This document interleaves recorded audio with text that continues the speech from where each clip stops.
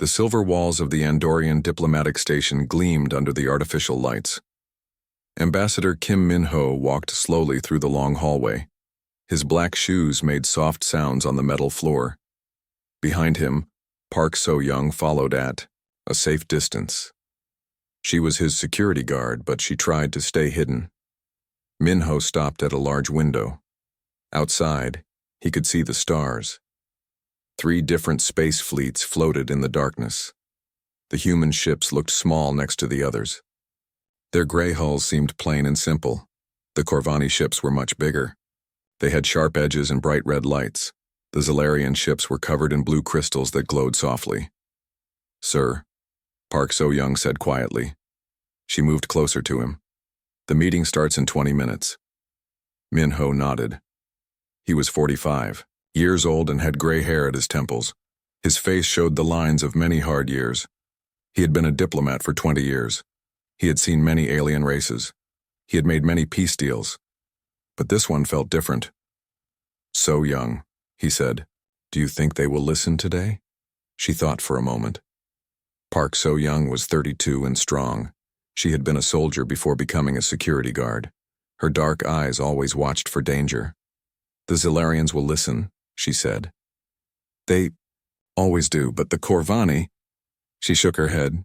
Min-ho knew what she meant. The Corvani Empire was old and powerful. They had ruled space for over 1,000 years. Humans had only been in space for 50 years. To the Corvani, humans were like children playing with toys. The hallway door opened. A tall figure walked toward them. It was Commander Vextal of the Corvani military. His skin was purple and covered in small scales. His forearms moved as he walked. His yellow eyes looked at the humans with disgust. "Ambassador Kim," Vextal said. His voice was deep and rough. "I see you are early. How typical of your species." Min-ho smiled politely. "Commander Vextal." "Yes, we believe being on time shows respect." Vextal laughed. It sounded like rocks grinding together. "Respect? Your people want to take our territory. You want to mine our asteroids. You want to build your little colonies in our space. Where is the respect in that?" "We only want to share," Min-ho said calmly. "The galaxy is big enough for all of us." "The galaxy belongs to those strong enough to hold it," Vextal replied. "Your people are weak. Your ships are small. Your weapons are simple.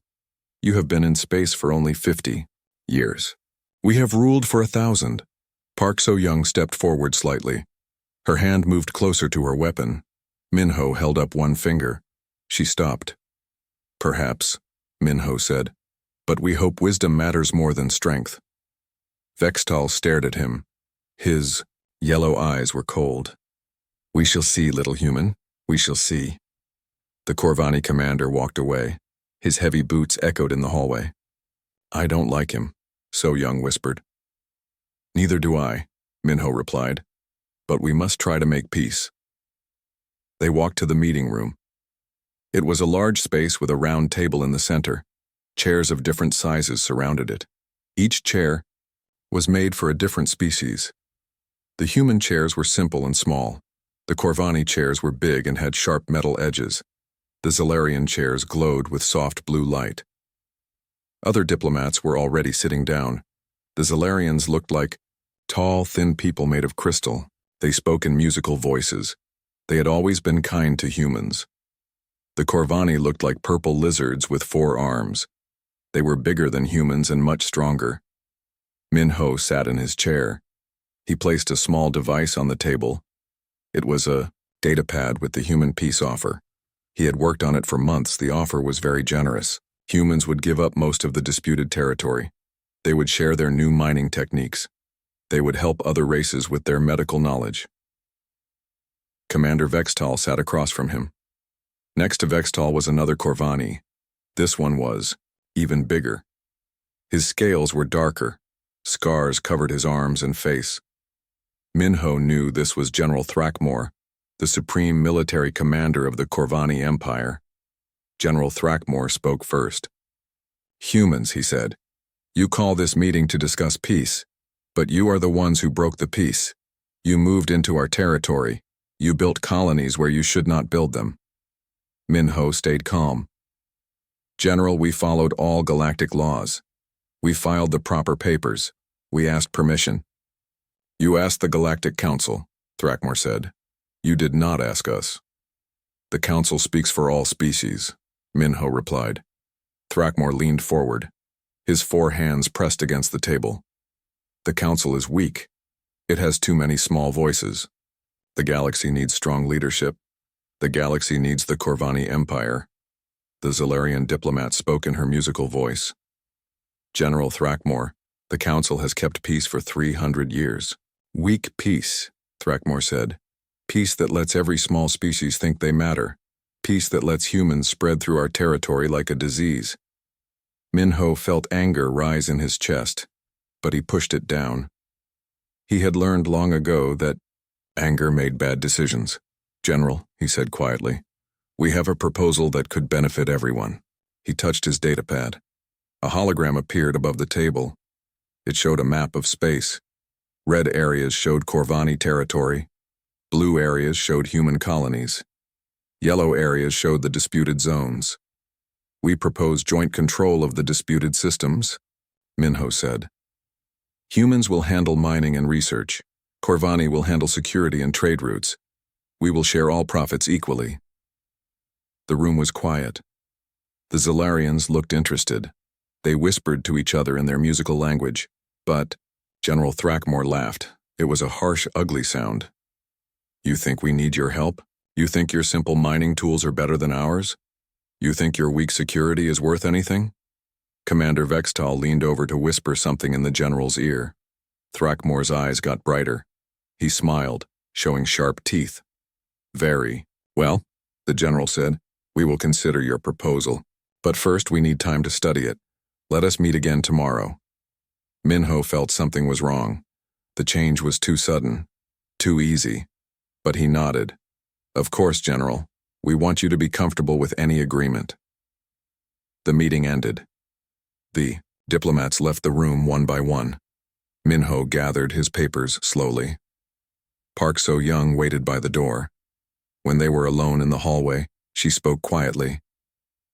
Sir, something is not right. I know, Minho said, but we must try.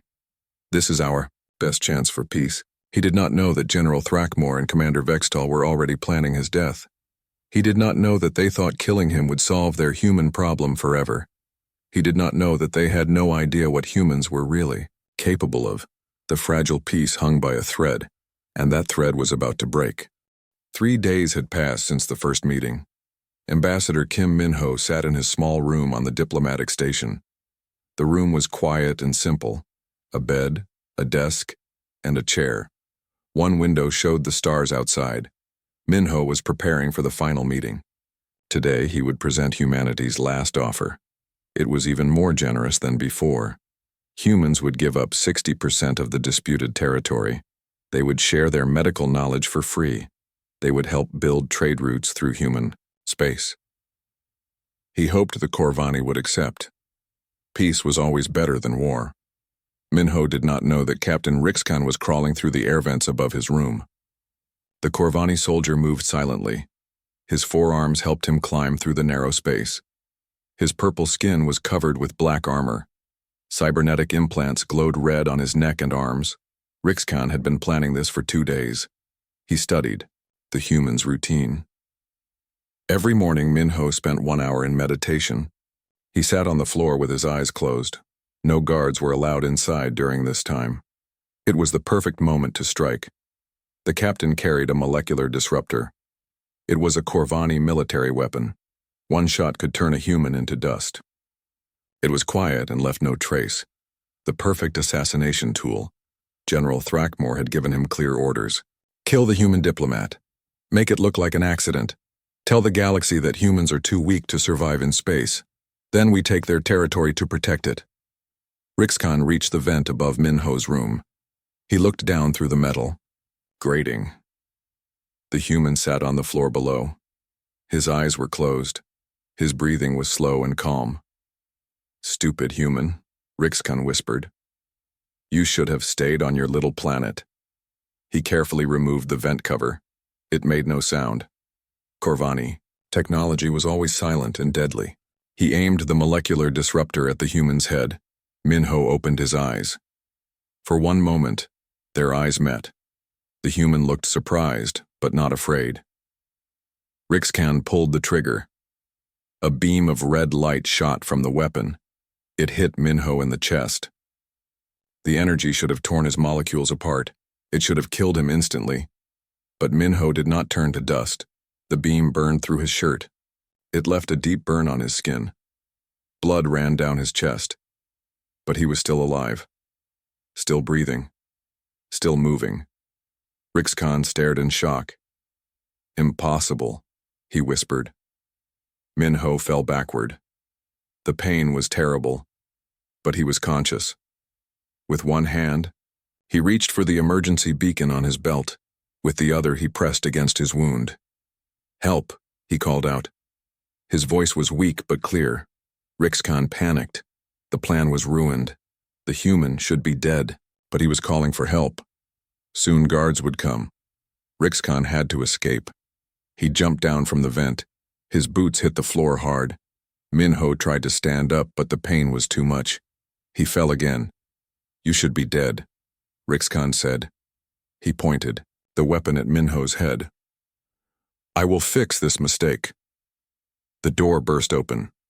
Park So-young ran into the room. Her weapon was already drawn. She saw the Corvani soldier standing over her ambassador. She saw the blood on Minho's chest. "Drop your weapon," she shouted. Rixcan turned toward her. He was faster than most species. His cybernetic implants made him stronger and quicker. But Park So-young had been trained to fight aliens. She knew their strengths and weaknesses. She fired first. Her energy bolt hit Rixcan in the shoulder. He spun around and fell against the wall. His weapon flew from his hand. So-young moved closer. Her gun stayed pointed at him. "Don't move," she said. But Rixcan was desperate. He reached for a small blade on his belt. Park So-young fired again. This shot hit his leg. He screamed and fell to the floor. "Sir," So-young called to Minho. "Are you alive?" "Yes," Minho gasped. He was pressing a cloth against his wound. "The beacon. I activated the beacon."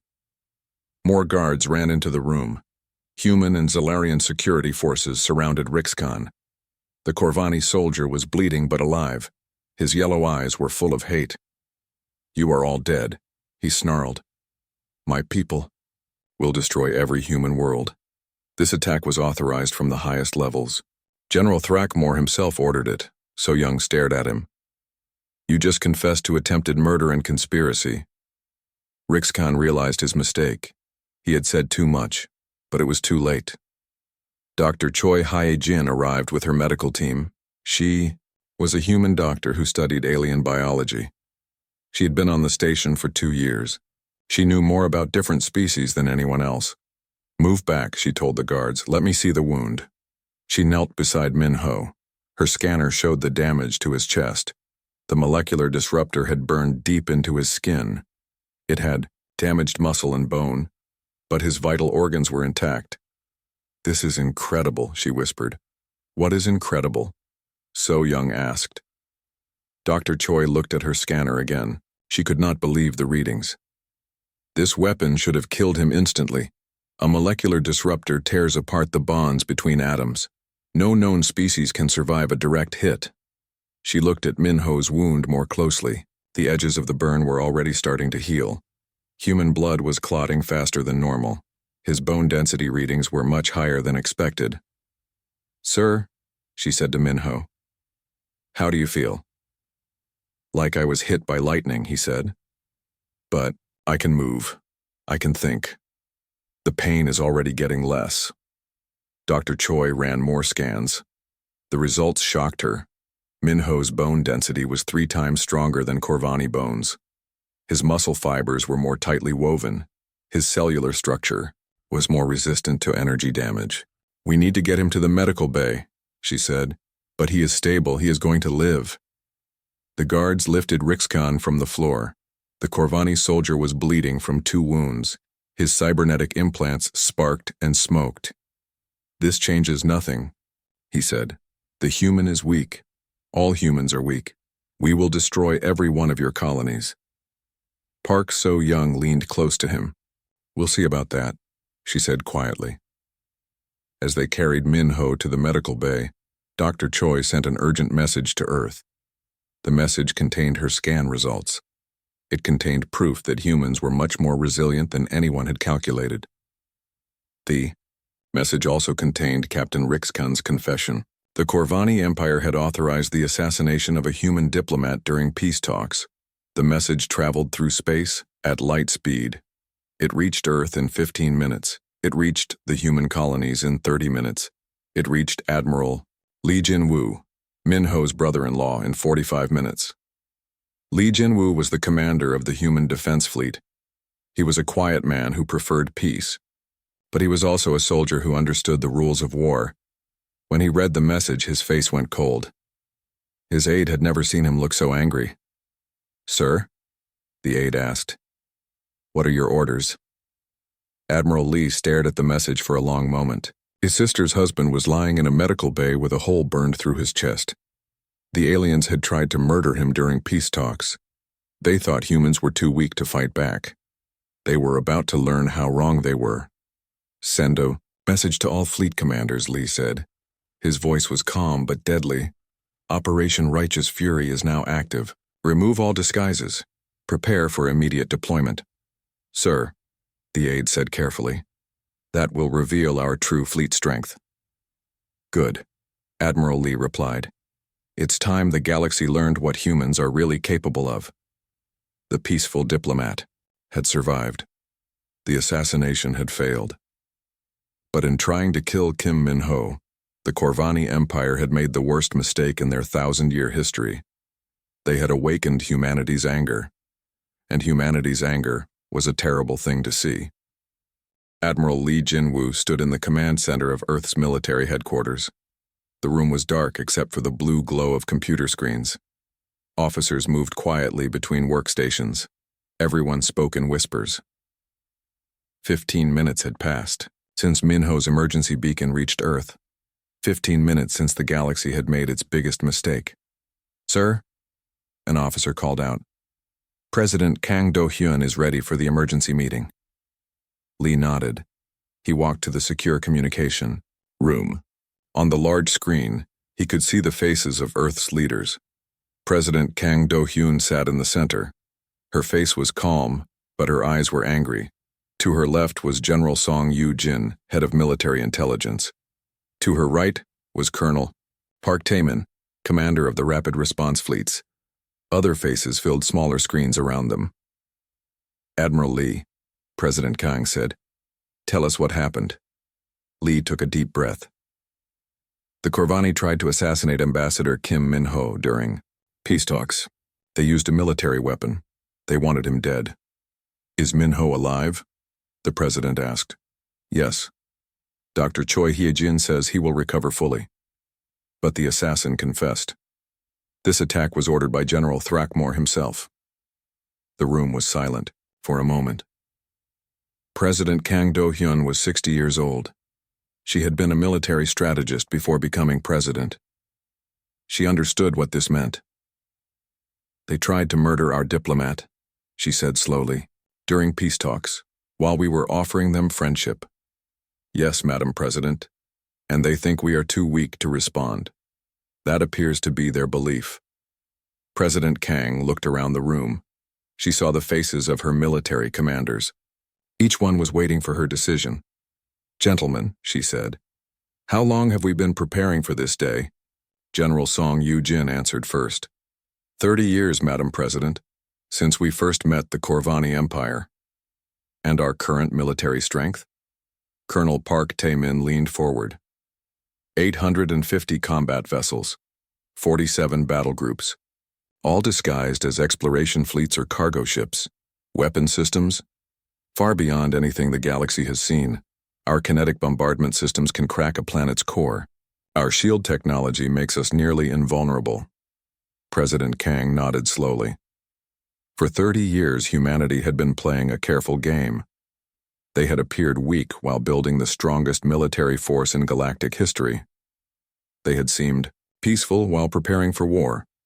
"Admiral Lee," she said, "you have full authorization for Operation Righteous Fury." Lee's eyes went cold. "Thank you, Madam President. We will not disappoint you." He returned to the command center. Officers were already working at their stations. Messages were being sent to every human colony and ship in space. "Attention all fleet commanders," Lee spoke into his communication device. "Operation Righteous Fury is now active. Drop all disguises. Reveal true capabilities. Prepare for immediate combat deployment." Across human space, an amazing transformation began. The cargo ship New Sol suddenly grew twice as large. Hidden armor plating unfolded from its hull. Weapon ports opened along its sides. What had looked like a simple transport was now a heavy battlecruiser. The exploration vessel Busan Explorer shed its fake scientific equipment. Missile tubes extended from hidden compartments. Shield generators powered up with a blue glow. The small research ship was actually a destroyer. This happened to hundreds of ships. All across the galaxy, human vessels revealed their true nature. Cargo ships became battleships. Research vessels became cruisers. Even small scout ships carried weapons that could destroy a space station. Colonel Park Taemin watched the reports come in. Each fleet commander confirmed they were ready for battle. Ships that had been scattered across dozens of star systems were moving toward Corvani space. "Sir," his aide said, "all 47 battle groups are ready. Total force, 850 ships." "Good," Park said. "Set course for the Corvani homeworld, maximum speed." The human fleets moved through space faster than anyone thought possible. Their engines used technology that would not be discovered by other races for another 200 years. What should have taken days took only hours. Meanwhile, General Thrackmore sat in his command center on the Corvani homeworld. He was reading reports about the failed assassination. Captain Rixcan was in prison. The human diplomat was alive. "No matter," Thrackmore said to his officers. "The human knows we tried to kill him. This gives us the excuse we need." "Sir?" Commander Vextal asked. "We tell the galaxy that humans are dangerous. We say they attacked our soldier first. We claim we need to protect the galaxy from human aggression." Vextal smiled. "And then we take their territory." "Exactly. Ready our fleet. We have 10,000 ships, more than enough to destroy every human colony." But then an aide ran into the room. His face was pale with fear. "General," he said, "long range. Sensors are detecting ships approaching our system." "Corvani ships?" Thrackmore asked. "No, sir. Human ships, but there are so many of them." Thrackmore laughed. "How many? 20? 50? We know humans only have a few hundred ships total." The aide checked his readings again. "Sir, we count over 800 vessels, and they are all heavily armed." The laughter died in Thrackmore's throat. "That's impossible. Human ships are small and weak." "Sir, these ships are larger than our battle cruisers. Their weapon signatures are unknown. We have never seen technology like this." Thrackmore stood up quickly. "Show me." The main screen activated. It showed the edge of Corvani space. Hundreds of ships were approaching. They moved in perfect formation. Each ship was sleek and deadly. They looked nothing like the simple human vessels the Corvani had seen before. "Where did they come from?" Vextal whispered. "Unknown, sir. They appeared as if from nowhere. Our sensors never detected them until they were almost here." At that moment, a communication signal reached the Corvani homeworld. Admiral Lee's face appeared on every screen. "In their military headquarters." "General Thrackmore," Lee said. His voice was calm but terrifying. "This is Admiral Lee Jinwoo of the Human Defense Fleet. You tried to murder our ambassador during peace talks. You violated every law of galactic civilization." Thrackmore found his voice. "Admiral, there has been a misunderstanding." "No misunderstanding," Lee interrupted. "Your soldier confessed. We have recordings. We have evidence." "What do you want?" Thrackmore asked. "Justice. Surrender yourself and all conspirators to galactic authorities. Face trial for your crimes." Thrackmore looked around his command center. His officers stared at the screens showing human ships. There were so many of them. But the Corvani Empire had ruled space for 1,000 years. They would not bow to humans. Never, Thrakmor said. The Corvani Empire does not surrender to inferior species. You have 200 ships. We have 10,000. Leave our space now, or we will destroy you. Admiral Lee's expression did not change. General, you are making a mistake. We came in peace. We offered friendship. You chose war. War? Thrakmor laughed again. What can your tiny fleet do against our armada? You are about to find out, Lee said. You have 5 minutes to change your mind. After that, there will be consequences. The communication ended. Thrakmor stared at the blank screen. 5 minutes, he said. What can they do in 5 minutes? Commander Vextal was studying the sensor readings. Sir, our count was wrong. There are not 800 human ships. How many? Thrakmor asked. Vextal's voice was barely a whisper. More ships are appearing. They were hidden somehow. We now count over 1,000 vessels. Thrakmor felt cold fear creep into his heart. But he was a Corvani general. He had conquered dozens of worlds. He would not be intimidated by humans. Activate planetary shields, he ordered. Ready all defense platforms. Prepare the fleet for battle. Sir, another officer said. Should we evacuate the civilian population? Thrakmor thought for a moment. No. The humans will not attack civilians. They are too weak, too moral. They will try to capture the planet, not destroy it. He was wrong. Humanity had shown mercy and patience for 50 years. They had offered peace and friendship to every species they met. They had followed galactic law. They had respected alien cultures. But they had also learned something important. In a galaxy full of predators, the greatest mercy was to be so strong that no one dared to attack you. The Corvani Empire was about to learn this lesson, and the lesson would cost them everything. 5 minutes passed. General Thrakmor stood in his command center watching the human fleet on his screens. Over 1,000 ships waited at the edge of Corvani space. They had not moved closer. They had not fired any weapons. They just waited. They are bluffing, Thrakmor said to his officers. Humans are too weak to attack a planet. Commander Vextal was not so sure. Sir, their ships are much larger than we expected. Their technology seems advanced. Numbers do not matter, Thrakmor replied. We have planetary shields. We have defense platforms. We have 10,000 ships ready to fight, an officer called out from his station. Sir, the human fleet is moving.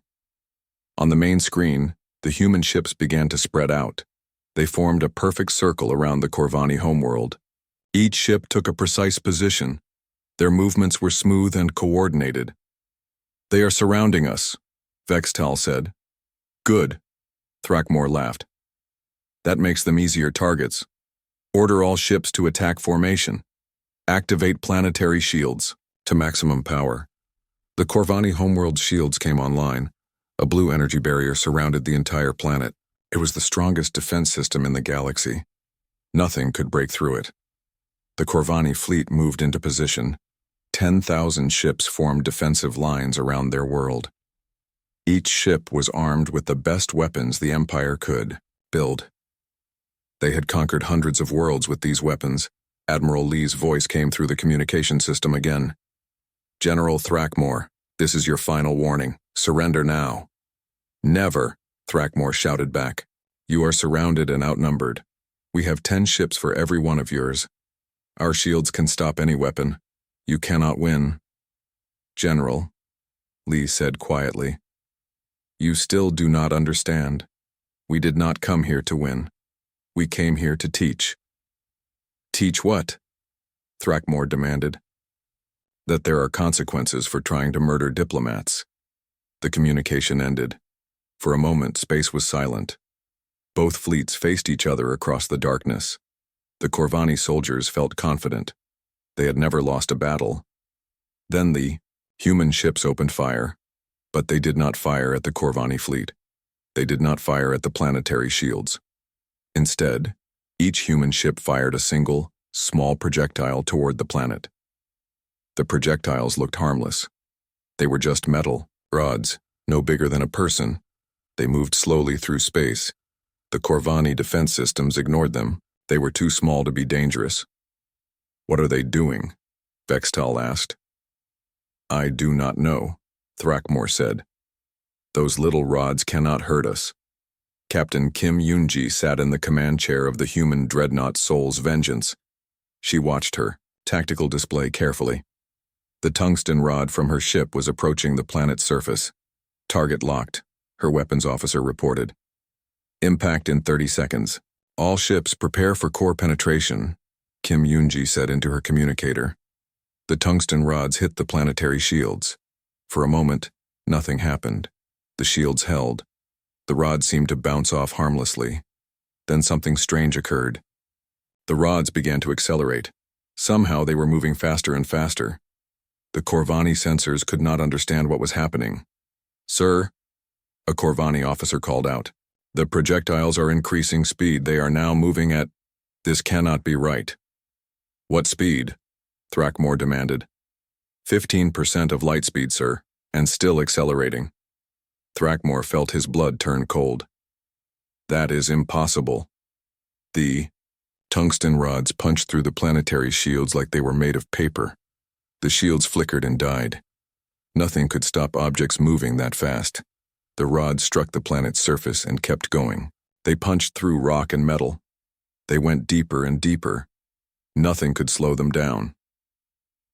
Tactical Officer Lee Sung-min watched from his battle station. He was coordinating the attack from the command ship. His scanners showed the tungsten rods reaching their target. "Core penetration achieved," he reported. "All rods have reached the planet's center." On the planet's surface, Corvani civilians felt the ground shake. Buildings swayed. Alarms rang in every city. But most people did not understand what was happening. Deep inside the planet, the tungsten rods had reached the molten core. The incredible heat and pressure began to destabilize the planet's center. Cracks appeared in the core's structure. "Sir!" a Corvani scientist called out in panic. "The planet's core is becoming unstable. The gravitational field is fluctuating." Thrackmore stared at his instruments. "How is this possible?" "They fired tiny projectiles, nothing more." "The projectiles were accelerated to incredible speeds," the scientist explained. "When they hit our core, they disrupted the planet's gravitational balance. The planet is coming apart." "Admiral," Lee's face appeared on the Corvani screens one last time. "General Thrackmore, you have 60 seconds to order the evacuation of all civilian ships. We will not harm non-combatants." "You are destroying our world," Thrackmore screamed. "You tried to murder our diplomat during peace talks," Lee replied calmly. "Actions have consequences." Thrackmore looked around his command center. His officers were staring at him in shock and fear. Outside, the planet was shaking itself apart. "Order the evacuation ships to launch," he said quietly. "Sir?" Vextal asked. "Launch the evacuation ships," Thrackmore shouted. Thousands of small ships lifted off from the planet's surface. They carried civilians, children, and non-military personnel. The human fleet watched them go. No one fired at the evacuation ships, but Thrackmore's military command ship stayed on the planet. The general refused to run. His pride would not let him escape. The planet's core finally collapsed. A massive explosion shook the world. The ground split open. Lava poured from huge cracks. Cities crumbled into dust. Captain Kim Yoonji watched through her ship's cameras. "Core collapse complete," she reported. "Planet breakup in progress." The Corvani homeworld, which had existed for millions of years, began to tear itself apart. Huge pieces of rock flew into space. The atmosphere burned away. In less than 2 minutes, there was nothing left but floating debris. General Thrackmore and his command staff died with their world. They never had a chance to escape. The Corvani fleet, now without a home, surrendered immediately. They had seen what human weapons could do. They did not want to fight anymore. 2 hours had passed since Captain Rixkin had tried to kill Ambassador Kim Min-ho. 2 hours since the Corvani Empire had made the worst mistake in galactic history. Back on the diplomatic station, Kim Min-ho was sitting up in the medical bay. His wound was healing quickly. Dr. Choi Hee-jin had bandaged his chest, but he was feeling much better. Park So-young brought him news of what had happened. "Sir, Admiral Lee has sent a message. The Corvani homeworld is gone. Their military has surrendered." Min-ho closed his eyes. He felt sad for the innocent people who had died. But he also understood why it had happened. "They tried to kill me during peace talks," he said quietly. "They thought humans were weak because we chose diplomacy instead of war." "The galaxy will know better now," So-young replied. 3 hours later, the Galactic Council called an emergency meeting. Representatives from dozens of species gathered on the diplomatic station. They had all heard what happened to the Corvani homeworld. Ambassador Kim Min-ho walked into the meeting room. He was still bandaged, but he stood straight and proud. The other diplomats stared at him in shock. They had thought he was dead. He walked to the center of the room and began to speak. "Fellow beings of the galaxy," he said. 3 hours ago, the Corvani Empire tried to assassinate me during peace talks. They thought humans were weak because we sought peace instead of war." The room was completely silent. Everyone listened to his words. They were wrong. Humanity came to you in peace. We offered friendship, cooperation, and shared prosperity. We asked only for respect.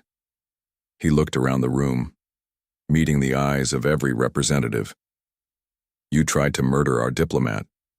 You thought us weak because we chose peace instead of war. Let this serve as a lesson to the galaxy. We are peaceful not because we are weak, but because we are strong enough to choose peace. His voice grew stronger and more serious. Do not make us choose otherwise again. The meeting ended in silence. The representatives left quietly. They all understood the message. Humanity had shown its true power. They could destroy planets in 2 hours. They could appear anywhere with massive fleets. They could do things that seemed impossible, but they chose to be peaceful, and that made them the most dangerous species in the galaxy. 6 months later, humanity was invited to join the Galactic Security Council. The phrase human patience became famous throughout space. It meant overwhelming force held in reserve. The galaxy had learned an important lesson. Never attack those who offer you peace while possessing the power to end you completely. Peace was not weakness. Peace was a choice, made by the strong.